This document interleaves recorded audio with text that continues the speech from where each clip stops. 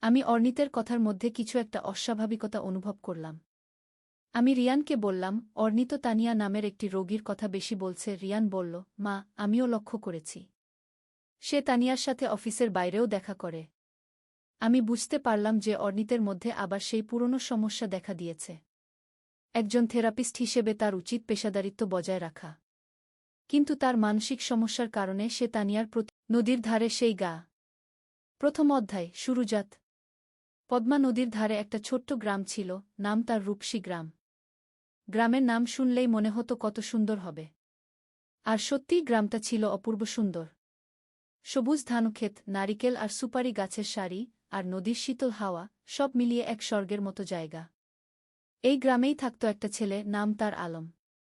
বয়স তখন 17 কি 18 হবে। ফর্সা রং, লম্বা চুল, আর চোখে একটা স্বপ্ন, বড় হয়ে সে লেখক হবে। প্রতিদিন সন্ধ্যায় নদীর ধারে বসে সে লিখত তার ডায়েরিতে। কখনো কবিতা, কখনো গল্প, কখনো শুধু মনের কথা। আলমের বাবা মোক্তার সাহেব ছিলেন গ্রামের স্কুলের প্রধান শিক্ষক।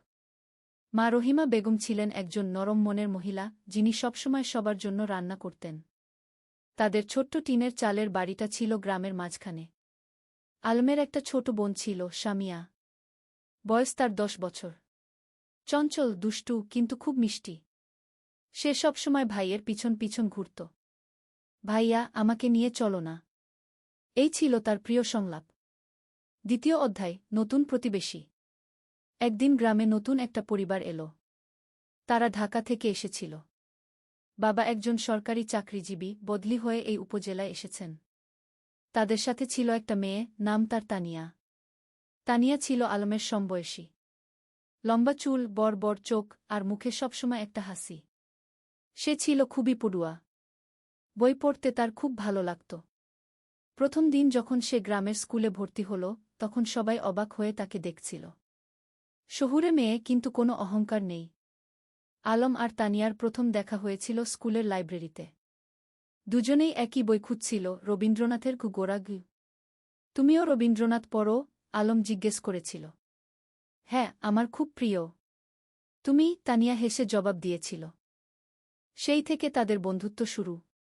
প্রতিদিন স্কুলে, লাইব্রেরিতে, আর কখনো কখনো নদীর ধারে বসে তারা গল্প করত। সাহিত্য নিয়ে, জীবন নিয়ে, স্বপ্ন নিয়ে।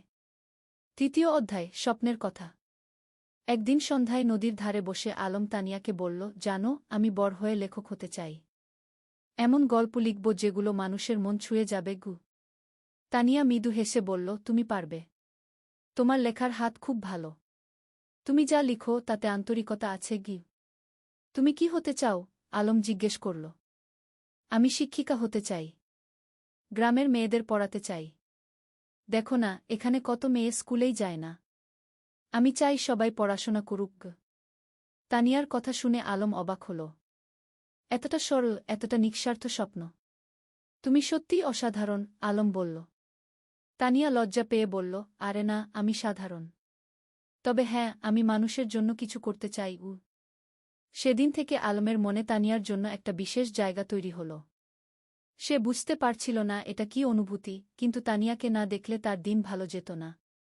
চতুর্থ অধ্যায় বর্ষাকাল। বর্ষা এলো। পদ্মা নদী ফুলে ফেপে উঠল।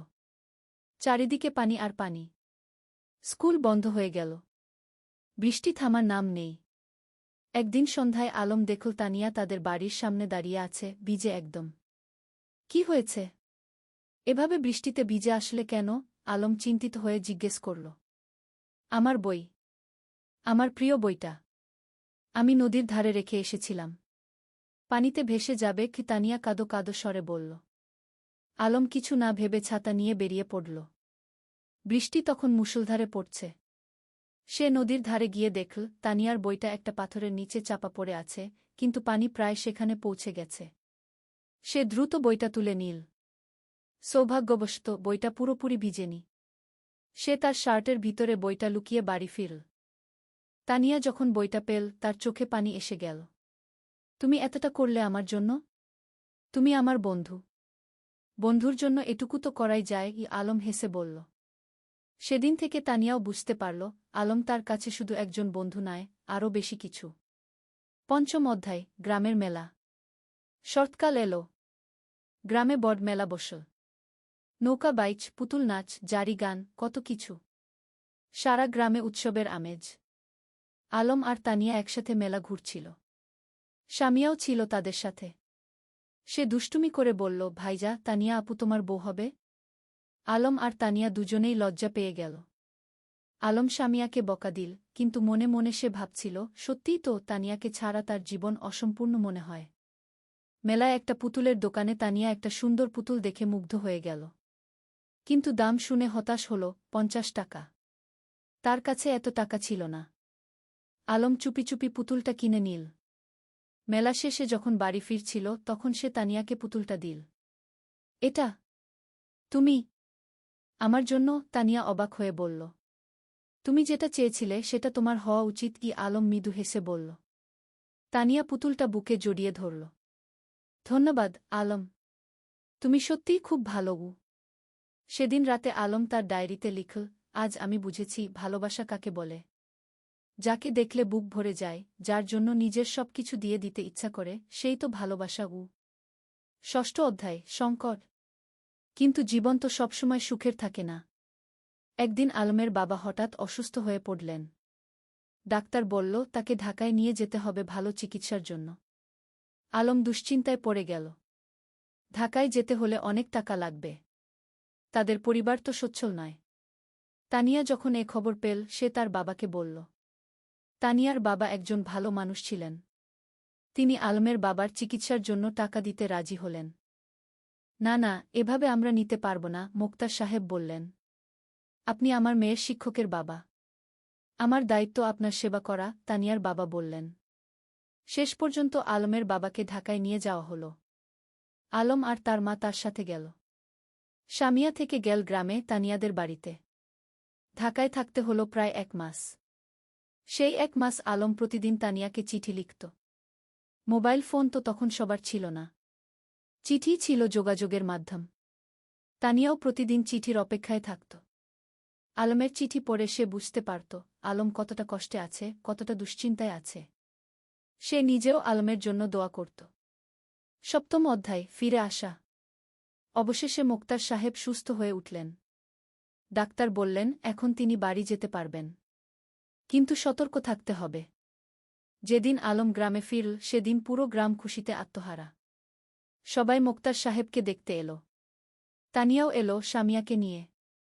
আলম তানিয়াকে দেখে বলল, তোমার চিঠিগুলো আমাকে শক্তি দিয়েছে। ঢাকায় যখন খুব কষ্ট লাগত তখন তোমার চিঠি পড়ে আবার ভালো লাগত। আমি জানতাম তুমি ফিরে আসবে। আমি বিশ্বাস রাখিনি, হারাইনি, তানিয়া মৃদু হেসে বলল। সেদিন বিকেলে নদীর ধারে বসে আলম তানিয়াকে বলল, তানিয়া, আমি তোমাকে কিছু বলতে চাই। বলো, তানিয়া বলল। আমি তোমাকে ভালোবাসি। ঢাকায় থাকার সময় প্রতিটা মুহূর্তে তোমার কথা মনে পড়েছে। তুমি ছাড়া আমার জীবন অর্থহীন। তানিয়া কিছুক্ষণ চুপ করে রইল। তারপর বলল, আমিও তোমাকে ভালোবাসি, আলম। কিন্তু আমরা এখনো ছোট। আমাদের পড়াশোনা শেষ করতে হবে, নিজেদের প্রতিষ্ঠিত করতে হবে। তারপর আমরা একসাথে থাকব। আলম তার কথা শেষ করল। হ্যাঁ, একসাথে থাকব, তানিয়া হেসে মাথা নাড়ল। অষ্টম অধ্যায়, সময়ের পরীক্ষা। পরের কয়েক বছর দ্রুত কেটে গেল। আলম আর তানিয়া দুজনেই খুব ভালো ছাত্র ছিল। এসএসসি পরীক্ষায় দুজনেই জিপিএ 5 পেল। এরপর তারা ঢাকায় কলেজে ভর্তি হল। আলম নটরডেম কলেজে আর তানিয়া হলিক্রস কলেজে। গ্রাম ছেড়ে শহরে আসতে হল। শহরের জীবন ছিল অন্যরকম। ব্যস্ততা, ভিড়, শব্দ, সবকিছু গ্রামের থেকে আলাদা। কিন্তু আলম আর তানিয়া তাদের লক্ষ্য থেকে বিচলিত হল না। প্রতি সপ্তাহান্তে তারা দেখা করত। কখনো রমনা পার্কে, কখনো টিএসসিতে, কখনো কোনো বইয়ের দোকানে। তারা একে অপরকে উৎসাহ দিত, সাহস দিত। এইচএসসি পরীক্ষায়ও দুজনেই ভালো ফল করল। আলম ঢাকা বিশ্ববিদ্যালয়ে বাংলা সাহিত্যে ভর্তি হল আর তানিয়া শিক্ষা বিভাগে। কিন্তু বিশ্ববিদ্যালয়ের জীবনে নতুন চ্যালেঞ্জ এল। রাজনীতি, সেশনজট, আর্থিক সংকট, নানা সমস্যা। কখনো কখনো আলমের মনে হতো সে হয়তো লেখক হতে পারবে না। তানিয়াও মাঝে মাঝে হতাশ হতো। কিন্তু তারা একে অপরকে সাহায্য করত। আলম যখন হতাশ হতো তানিয়া তাকে মনে করিয়ে দিত তার স্বপ্নের কথা।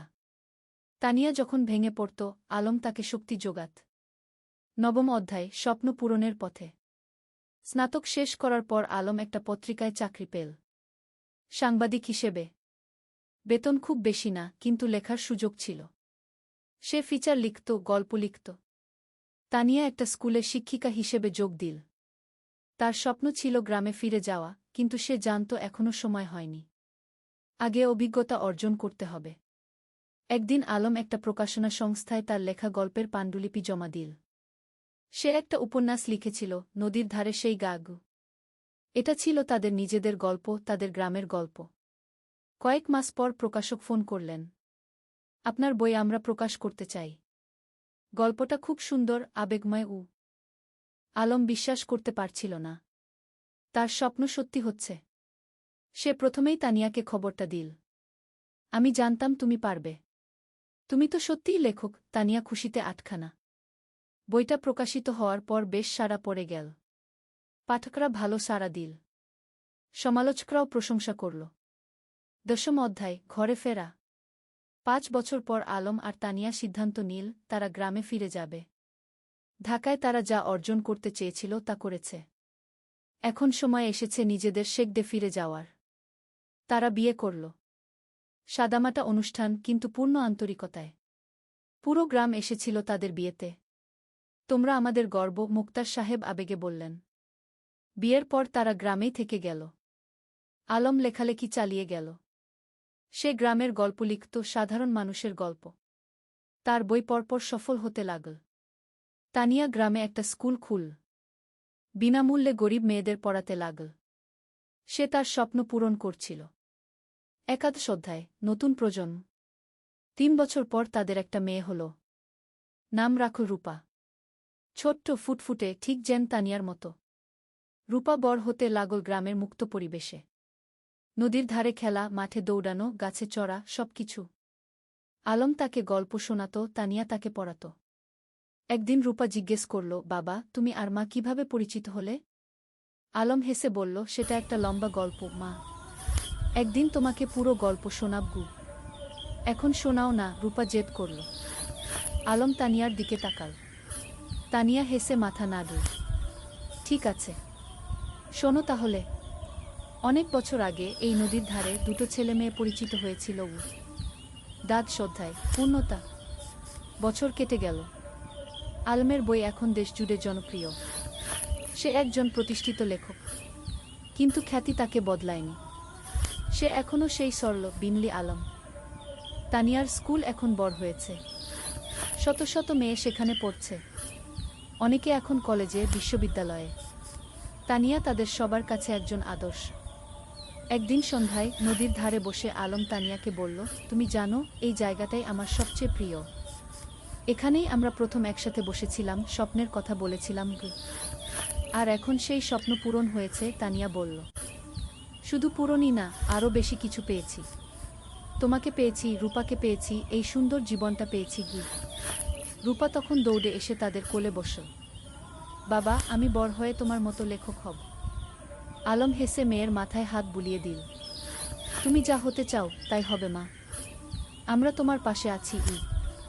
সূর্য তখন অস্ত যাচ্ছে নদীর ওপারে। লাল কমলা আকাশ, নদীর শীতল বাতাস, আর পরিবারের উষ্ণতা, এর চেয়ে সুন্দর আর কি হতে পারে? ত্রয়োদশ অধ্যায়, গ্রামের উন্নয়ন। আলম আর তানিয়া শুধু নিজেদের নিয়েই ব্যস্ত ছিল না, তারা পুরো গ্রামের উন্নয়ন নিয়ে ভাবত। আলম তার লেখালেখি থেকে যা আয় করত, তার একটা অংশ গ্রামের উন্নয়নে ব্যয় করত। তারা গ্রামে একটা লাইব্রেরি খুলল। হাজার হাজার বই নিয়ে। গ্রামের যে কেউ এসে বই পড়তে পারত। ছোট ছেলেমেয়েরা বিকেলে এসে বই পড়ত, গল্প শুনত। জ্ঞানী শক্তি, আলম সবসময় বলত, আমরা যদি আমাদের নতুন প্রজন্মকে শিক্ষিত করতে পারি, তাহলে গ্রাম এমনিতেই উন্নত হবে। তানিয়া তার স্কুলে শুধু পড়াশোনাই শেখাত না, জীবন দক্ষতাও শেখাত। মেয়েদের শেখাত কিভাবে আত্মবিশ্বাসী হতে হয়, কিভাবে নিজের মতামত প্রকাশ করতে হয়, কিভাবে স্বাবলম্বী হতে হয়। শিক্ষা মানে শুধু বই পড়া নয়, তানিয়া বলত। শিক্ষা মানে জীবনকে বুঝতে শেখা, মানুষ হয়ে ওঠা। গ্রামের মানুষ তাদের এই প্রচেষ্টায় খুব খুশি ছিল। যারা আগে মেয়েদের স্কুলে পাঠাতে চাইত না, তারাও এখন পাঠাতে শুরু করেছে। একদিন গ্রামের প্রবীণ হাজী সাহেব আলমকে বললেন, বাবা, তোমরা আমাদের গ্রামের জন্য যা করছো সেটা আল্লাহ কবুল করুন। তোমরা না থাকলে আমাদের গ্রাম এখনো অন্ধকারেই থাকত। আলম বিনয়ের সাথে বলল, চাচা, আমরা তো এই গ্রামেরই সন্তান। আমাদের দায়িত্ব এই গ্রামের সেবা করা। চতুর্দশ অধ্যায়, বাধা আর সংগ্রাম। কিন্তু জীবন তো সবসময় মসৃণ পথে চলে না। একদিন গ্রামে একটা বড় সমস্যা দেখা দিল। পদ্মা নদীর ভাঙন শুরু হলো। প্রতিদিন নদী গ্রামের জমি গিলে খাচ্ছে। অনেক পরিবার তাদের বাড়িঘর হারাচ্ছে। ফসলের জমি নদীতে তলিয়ে যাচ্ছে। মানুষ আতঙ্কিত। আলম আর তানিয়া বসে থাকল না। তারা একটা সভা ডাকল। পুরো গ্রামের মানুষ এলো। আমরা যদি একসাথে কাজ করি তাহলে আমরা নদীর ভাঙন রোধ করতে পারব, আলম বলল।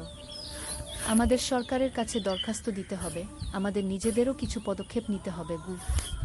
তারা একটা কমিটি গঠন করল। জেলা প্রশাসকের কাছে দরখাস্ত দিল। সংবাদপত্রে লিখল। আলম তার লেখনীর মাধ্যমে এই সমস্যা তুলে ধরল সারা দেশে। কয়েক মাসের সংগ্রামের পর সরকার নড়েচড়ে বসল। নদীর তীরে বাঁধ নির্মাণের কাজ শুরু হলো। ধীরে ধীরে ভাঙন থামল। গ্রামের মানুষ স্বস্তির নিঃশ্বাস ফেল। তোমরা আমাদের গ্রামকে বাঁচিয়েছ, একজন বৃদ্ধ আলমকে আশীর্বাদ করলেন। আমরা সবাই মিলে বাঁচিয়েছি, আলম বলল। এটা সবার প্রচেষ্টার ফল। পঞ্চদশ অধ্যায়, রূপার স্বপ্ন। রূপা এখন 10 বছরের। খুব মেধাবী মেয়ে। স্কুলে সব সময় প্রথম হয়। কিন্তু শুধু পড়াশোনায় নয়, সে খেলাধুলায়, গানেও ভালো। একদিন রূপা তার বাবা মাকে বলল, আমি ডাক্তার হতে চাই। গ্রামের মানুষদের সেবা করব। আলম আর তানিয়া খুশি হল।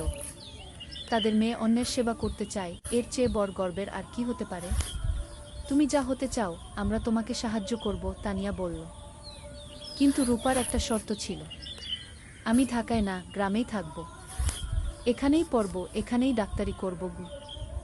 আলম হেসে বলল, কেন মা? ঢাকায় তো ভালো সুযোগ পাবে। বাবা, তুমি আর মা যেমন গ্রামে ফিরে এসেছ, আমিও তাই চাই। গ্রামের মানুষদের সবচেয়ে বেশি সাহায্যের দরকার। এই কথা শুনে আলমের চোখে পানি এসে গেল। তার মেয়ে তার আদর্শকে ধারণ করছে। রূপা খুব পরিশ্রমী ছিল। প্রতিদিন ভোরে উঠে পড়াশোনা করত। মায়ের স্কুলে ছোটদের পড়াতে সাহায্য করত। বাবার লেখার কাজেও হাত লাগাত। রূপা, তুমি এত কাজ করো, ক্লান্ত হয়ে যাও না? তানিয়া একদিন জিজ্ঞেস করল। না মা, আমি যখন মানুষের উপকার করি তখন আমার ভালো লাগে। ক্লান্তি লাগে না, রূপা হেসে জবাব দিল। ষোড়শ অধ্যায়, পুরস্কার। আলমের লেখালেখি এখন দেশের সীমা পেরিয়ে গেছে। তার বই অনুবাদ হয়েছে বিভিন্ন ভাষা। বিদেশেও পাঠক তৈরি হয়েছে। একদিন একটা খবর এলো, আলম জাতীয় সাহিত্য পুরস্কার পেতে যাচ্ছে। এটা দেশের সর্বোচ্চ সাহিত্য পুরস্কার। পুরো গ্রাম আনন্দে উদ্বেলিত। আমাদের আলম জাতীয় পুরস্কার পাবে, সবাই গর্ব করে বলতে লাগল। পুরস্কার দেওয়ার অনুষ্ঠান হলো ঢাকায়। প্রধানমন্ত্রী নিজে পুরস্কার তুলে দিলেন আলমের হাতে। আপনার লেখা আমাদের গ্রাম বাংলার প্রকৃত চিত্র তুলে ধরে, প্রধানমন্ত্রী বললেন। আপনি দেশের গর্ব। আলম বিনয়ের সাথে পুরস্কার নিল। তার মনে পড়ল সেই দিনগুলোর কথা, যখন সে নদীর ধারে বসে স্বপ্ন দেখত লেখক হওয়ার। পুরস্কার পাওয়ার পর আলম একটা বক্তৃতা দিল। এই পুরস্কার শুধু আমার একার নয়। এটা আমার স্ত্রী তানিয়ার, আমার মেয়ে রূপার, আমার গ্রামের সব মানুষের। তারা আমাকে অনুপ্রাণিত করেছে, সাহস দিয়েছে। তানিয়ার চোখে খুশির অশ্রু। তার স্বামী এত বড় সম্মান পেল, কিন্তু তবুও সে নিজের কৃতিত্ব সবার সাথে ভাগ করে নিচ্ছে। সপ্তদশ অধ্যায়, তানিয়ার স্বীকৃতি। আলমের পুরস্কার পাওয়ার 1 বছর পর তানিয়াও একটা সম্মান পেল। সরকার তাকে কুশেরা শিক্ষক পুরস্কার দিল। তার স্কুল থেকে যে মেয়েরা বের হয়ে গেছে তারা এখন বিভিন্ন ক্ষেত্রে প্রতিষ্ঠিত। কেউ ডাক্তার, কেউ ইঞ্জিনিয়ার, কেউ শিক্ষক, কেউ উদ্যোক্তা। পুরস্কার নেওয়ার সময় তানিয়া বলল, আমি শুধু বীজ বপন করেছি। এই মেয়েরাই আমার আসল পুরস্কার। তারা নিজেদের প্রতিষ্ঠিত করেছে, সমাজে অবদান রাখছে। তার স্কুলের একজন প্রাক্তন ছাত্রী, যে এখন একজন সফল ব্যবসায়ী, মঞ্চে উঠে এসে বলল, ম্যাডাম না থাকলে আমি আজ এখানে থাকতাম না। তিনি আমাকে শুধু পড়াশোনাই শেখাননি, আত্মবিশ্বাস শিখিয়েছেন। রূপা তখন মঞ্চের নিচে বসে মায়ের দিকে তাকিয়েছিল, গর্বিত চোখে। আমার মা সত্যিই সেরা, সে মনে মনে বলল। অষ্টাদশ অধ্যায়, সময়ের প্রবাহ। আরও কয়েক বছর কেটে গেল। রূপা এখন অষ্টম শ্রেণীতে, খুব ভালো ছাত্রী। তার স্বপ্ন ডাক্তার হওয়ার, সেই স্বপ্ন এখনও অটুট। আলম এখনও লিখে যাচ্ছে। তার নতুন একটা উপন্যাস বের হলো, জোছনা রাতের স্বপ্ন। এটাও বেশ জনপ্রিয় হলো। তানিয়ার স্কুল এখন অনেক বড়, ৩০০ জন ছাত্রী, ১০ জন শিক্ষক, একটা পূর্ণাঙ্গ শিক্ষা প্রতিষ্ঠান। গ্রামটাও অনেক বদলে গেছে। এখন পাকা রাস্তা, বিদ্যুৎ, স্বাস্থ্যকেন্দ্র, সবকিছু আছে। কিন্তু গ্রামের আত্মা, সেই সারল্য, সেই ভালোবাসা, সেটা আছে অক্ষুণ্ণ। একদিন সন্ধ্যায় পুরো পরিবার নদীর ধারে বসেছিল। আলম, তানিয়া, রূপা আর সামিয়া। সামিয়া এখন বিবাহিত, তার একটা ছেলে আছে। ভাইয়া, মনে আছে যখন আমি ছোট ছিলাম, তুমি আর ভাবি এখানে বসে গল্প করতে? সামিয়া হেসে বলল। মনে আছে, আলম হেসে বলল। সেই সময়গুলো কত সুন্দর ছিল। এখনকার সময়ও কম সুন্দর নয়, তানিয়া বলল। আমরা একসাথে আছি, সুস্থ আছি, খুশি আছি, এর চেয়ে বড় সৌভাগ্য আর কি? রূপা বলল, বাবা, তোমার আর মায়ের মতো আমিও একজন ভালো মানুষকে জীবনসঙ্গী হিসেবে পেতে চাই। আলম মেয়ের মাথায় হাত রেখে বলল, তুমি পাবে মা। তবে তার আগে তোমার স্বপ্ন পূরণ করো, ডাক্তার হও, তারপর জীবনসঙ্গী খুঁজবে। ৪৯ অধ্যায়, নতুন চ্যালেঞ্জ। রূপা এসএসসি পরীক্ষা দিল। ফলাফল বেরোলো, জিপিএ 5। পুরো গ্রাম খুশি। আলম আর তানিয়া গর্বিত। কিন্তু এখন একটা বড় সিদ্ধান্ত নিতে হবে। রূপা ডাক্তার হতে চায়, আর তার জন্য তাকে মেডিকেল কলেজে ভর্তি হতে হবে।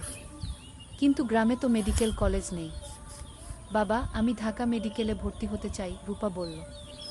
আলম একটু চিন্তিত হলো। কিন্তু তুমি তো বলেছিলে গ্রামে থাকবে। হ্যাঁ বাবা, আমি গ্রামে ফিরে আসব। কিন্তু ভালো ডাক্তার হতে হলে ভালো প্রতিষ্ঠান থেকে পড়তে হবে। আমি ৫ বছর ঢাকায় থাকব, তারপর ফিরে আসব এবং গ্রামে একটা হাসপাতাল খুলব। তানিয়া বলল, মেয়েটা ঠিকই বলছে। আমরাও তো ঢাকায় গিয়ে পড়াশোনা করেছিলাম, তারপর ফিরে এসেছি। রূপা ঢাকা মেডিকেল কলেজে ভর্তি হলো। প্রথম দিকে গ্রাম ছেড়ে যেতে খুব কষ্ট হচ্ছিল, কিন্তু সে জানত এটা তার লক্ষ্যের জন্য প্রয়োজন। আলম আর তানিয়া প্রতি মাসে ঢাকায় যেত মেয়েকে দেখতে। রূপা ফোনে প্রতিদিন কথা বলত। ২০ অধ্যায়, পরিবারের বন্ধন। ৫ বছর খুব দ্রুত কেটে গেল। রূপা ডাক্তার হয়ে গেল। এমবিবিএস পাস করে ভালো ফলসহ। এখন তার সামনে অনেক সুযোগ। ঢাকার বড় বড় হাসপাতাল তাকে চাকরির অফার দিচ্ছে। কিন্তু রূপার লক্ষ্য অন্য। বাবা, আমি গ্রামে ফিরে আসছি, রূপা ফোনে বলল। তুমি নিশ্চিত? ঢাকায় তো অনেক ভালো সুযোগ, আলম বলল। বাবা, আমার স্বপ্ন তো ঢাকায় বড় ডাক্তার হওয়া নয়। আমার স্বপ্ন গ্রামের মানুষের সেবা করা। রূপা গ্রামে ফিরে এলো। গ্রামের মানুষ তাকে মাথায় করে নিয়ে এলো। আমাদের নিজের ডাক্তার। সে একটা ছোট ক্লিনিক খুলল।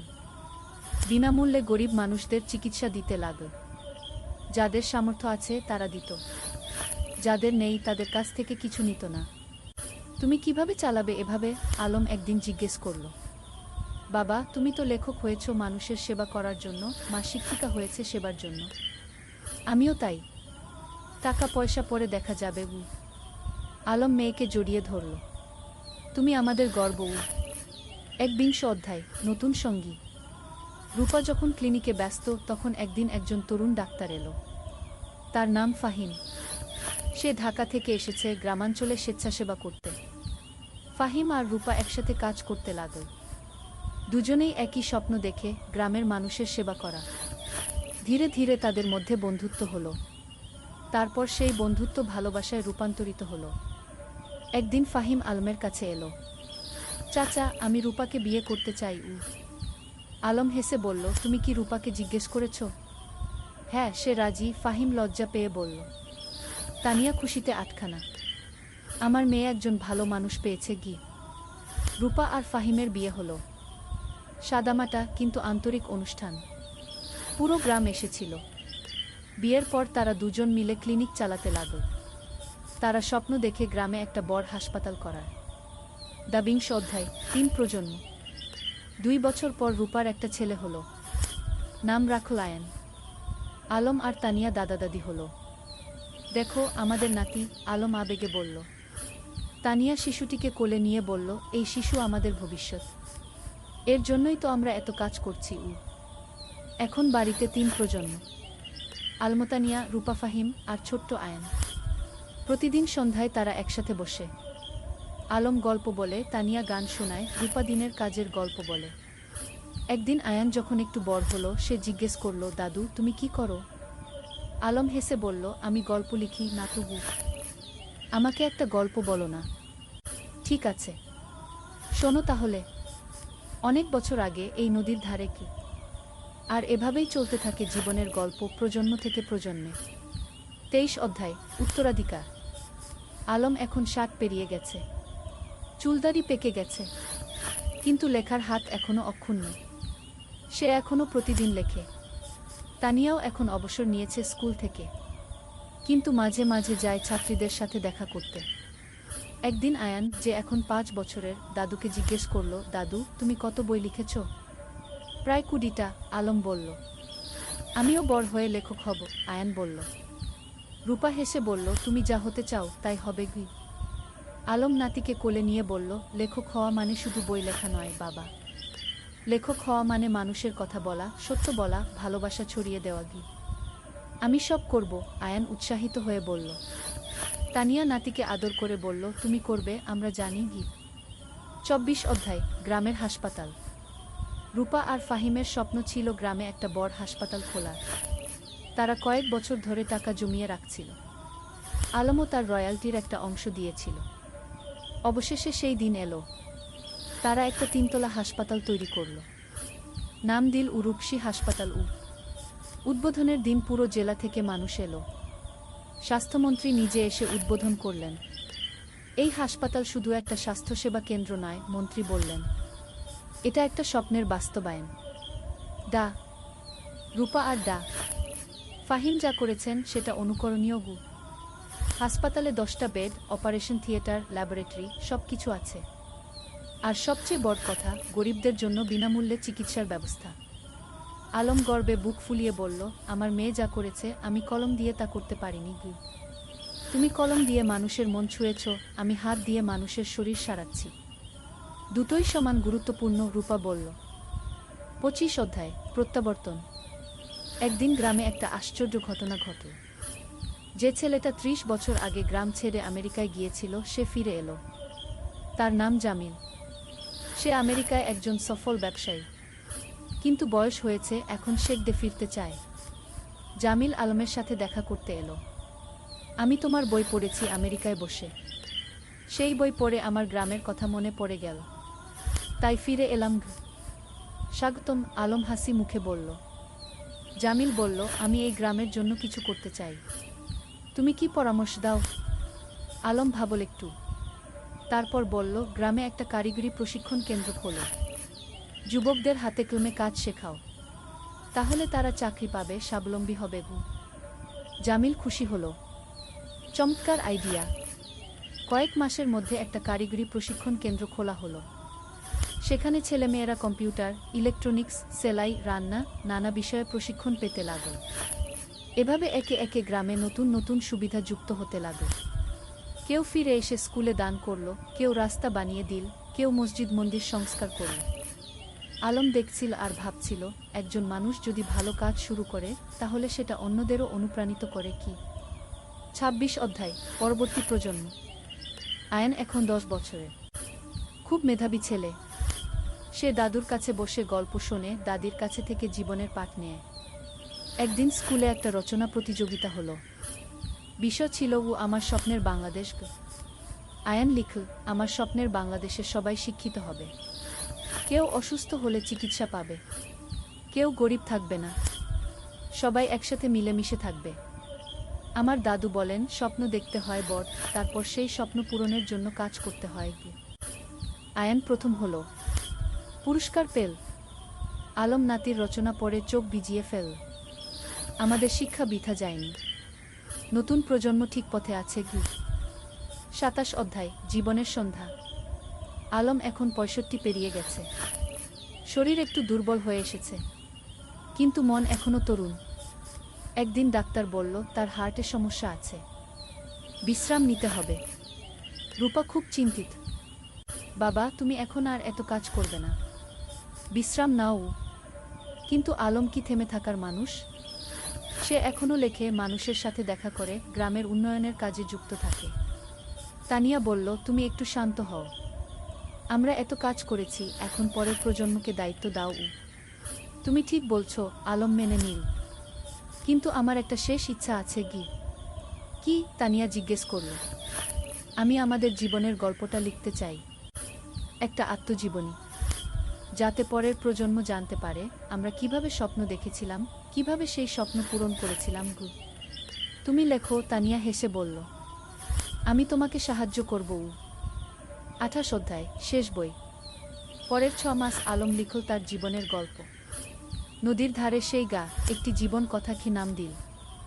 বইটাই ছিল তাদের প্রথম দেখা, প্রথম প্রেম, সংগ্রাম, সফলতা, ব্যর্থতা, সবকিছু। বই প্রকাশিত হওয়ার পর দেশজুড়ে সাড়া পড়ে গেল। মানুষ পড়ল আর অনুপ্রাণিত হল। একজন পাঠক চিঠি লিখল, আপনার বই পড়ে আমি বুঝেছি স্বপ্ন দেখা আর তা পূরণ করা সম্ভব।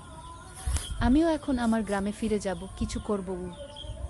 আলম এই চিঠি পড়ে খুশি হল। দেখো তানিয়া, আমাদের জীবন বৃথা যায়নি। আমরা মানুষকে অনুপ্রাণিত করতে পেরেছি। 29 অধ্যায়, বিদায়। এক শীতের সকালে আলম ঘুম থেকে উঠল না। তার হার্ট অ্যাটাক হয়েছে। রূপা যতই চেষ্টা করল, কিছু করতে পারল না। আলম চলে গেল। পুরো গ্রাম শোকে মুহ্যমান। আমাদের আলম চলে গেল, সবাই কাঁদল। তানিয়া কান্নায় ভেঙে পড়ল। তুমি আমাকে একা ফেলে চলে গেলে। রূপা মাকে সান্ত্বনা দিল।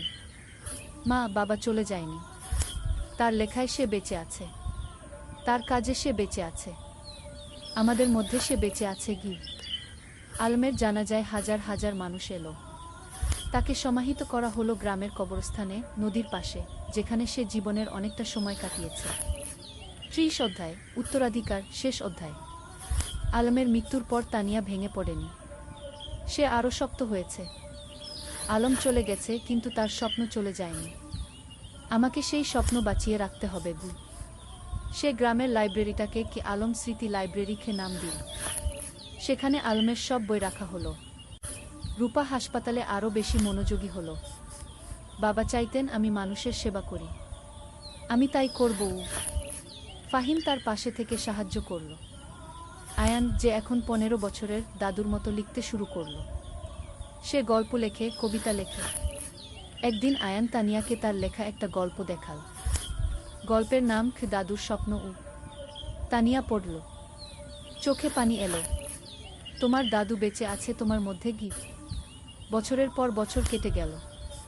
গ্রামটা আরও উন্নত হলো। কিন্তু আলমকে কেউ ভুলল না। প্রতি বছর তার জন্মদিনে গ্রামে একটা সাহিত্য উৎসব হয়। তরুণ লেখকরা আসে, তাদের লেখা পড়ে। তানিয়া এখন 80 পেরিয়ে গেছে, কিন্তু এখনও প্রতিদিন স্কুলে যায়, ছাত্রীদের দেখে আসে।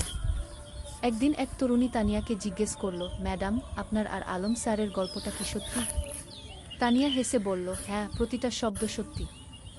আমরা স্বপ্ন দেখেছিলাম, আর সেই স্বপ্ন পূরণ করেছিলাম। আমিও কি পারবো? তরুণী জিজ্ঞেস করল। অবশ্যই পারবে, তানিয়া দৃঢ়তার সাথে বলল। শুধু স্বপ্ন দেখো, তারপর সেই স্বপ্ন পূরণের জন্য কাজ করো, আর কখনো হাল ছেড়ো না। সেদিন সন্ধ্যায় নদীর ধারে বসে তানিয়া আকাশের দিকে তাকাল। আলম, তুমি কি দেখছো? আমরা যা শুরু করেছিলাম তা এখনো চলছে। তোমার স্বপ্ন বেঁচে আছে। নদীর জল কুলকুল করে বয়ে যাচ্ছে। বাতাসে যেন আলমের কণ্ঠস্বর ভেসে এলো, আমি জানতাম তুমি পারবে। আমরা একসাথে এই স্বপ্ন দেখেছিলাম, তুমি তা বাঁচিয়ে রেখেছ। ধন্যবাদ, তানিয়া। তানিয়া হাসল, চোখে পানি কিন্তু মুখে হাসি। ধন্যবাদ তোমাকে, আলম। তুমি আমার জীবনকে অর্থবহ করেছিলে। সমাপ্তি। এই ছিল আলম আর তানিয়ার গল্প। দুটো সাধারণ মানুষ, যারা অসাধারণ স্বপ্ন দেখেছিল। আর সেই স্বপ্ন শুধু নিজেদের জন্যই ছিল না, ছিল সবার জন্য। আজও রূপসী গ্রামে যদি যাও, দেখবে আলম স্মৃতি লাইব্রেরি, তানিয়া বালিকা বিদ্যালয়, রূপসী হাসপাতাল, সবকিছু দাঁড়িয়ে আছে। এগুলো শুধু ভবন নয়, এগুলো স্বপ্নের বাস্তবায়ন। আর নদীর ধারে, যেখানে একদিন দুটো তরুণ তরুণী বসে স্বপ্ন দেখেছিল, সেখানে এখন একটা ফলক লাগানো আছে। তাতে লেখা, যেখানে স্বপ্ন শুরু হয়েছিল। আলম ও তানিয়া, দুই স্বপ্নদ্রষ্টা, দুই সেবক, যারা প্রমাণ করেছেন স্বপ্ন দেখলে এবং কাজ করলে সবকিছুই সম্ভব।